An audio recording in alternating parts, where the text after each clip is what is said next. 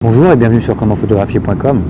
Alors je réponds à vos questions de manière régulière sur le site commentphotographier.com et sur la page Facebook. Alors aujourd'hui je vais répondre à une question de Virginie, mais avant de répondre à sa question, si vous avez une question à me poser, n'hésitez pas, le lien s'affiche juste en bas. C'est la page de contact du site Comment Photographier. Donc ne vous privez pas, posez-moi votre question, utilisez le formulaire, et moi je me ferai un vrai plaisir à vous répondre. Et j'irai de la manière la plus honnête qui soit, et si j'ai pas la réponse, je vous enverrai un petit message, je vous répondrai de toute façon. Vous ne serez pas, si vous n'avez pas de réponse en vidéo, vous aurez de toute façon une réponse écrite.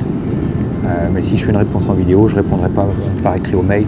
Je pense que les intéressés se reconnaîtront de par la question et de par le prénom.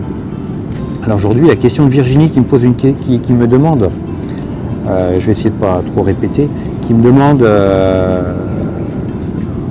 elle souhaite passer acheter un appareil réflexe, mais elle hésite entre le D3002 et le D5002 chez Nikon. Alors ces deux boîtiers réflexes, elle est débutante dans les réflexes, elle a un bridge.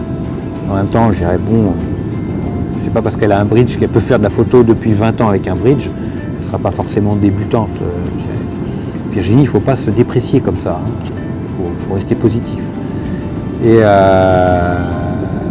en même temps, elle souhaite garder son appareil photo à long terme.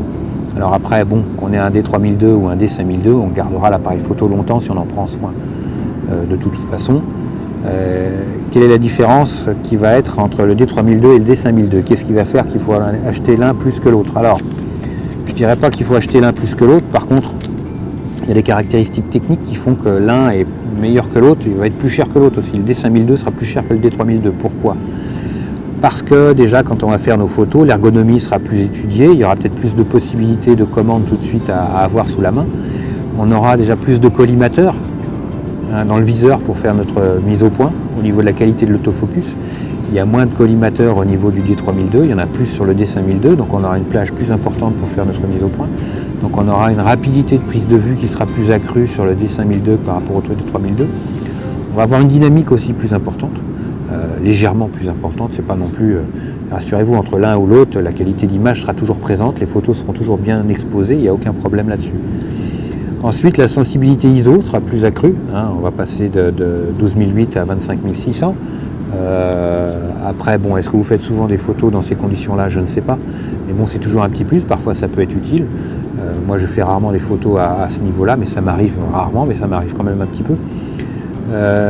Je dirais voilà, donc c'est des petits détails qui font qu'on va avoir des possibilités plus importantes, on va avoir peut-être un petit peu plus de pixels sur le capteur. Je dirais, mais ça reste des différences qui sont anecdotiques, mais malgré tout, plus de collimateurs dans le viseur, c'est quand même plus intéressant. Une sensibilité ISO plus intéressante, une dynamique plus importante, donc ce sont des choses qui sont très pratiques. Donc l'un dans l'autre, je dirais qui peut le plus peut le moins. Donc par rapport à la différence de prix, investir dans le D5002 sera peut-être plus intéressant que de rester sur le 3002. Et en termes d'ergonomie aussi, il y a quand même un plus intéressant. Voilà. Eh bien écoutez, merci à tous. Je vous dis à très vite sur commentphotographier.com. N'hésitez pas à me laisser un petit like. Moi, ça me fera toujours plaisir. Et puis, je vous dis à très bientôt. Au revoir.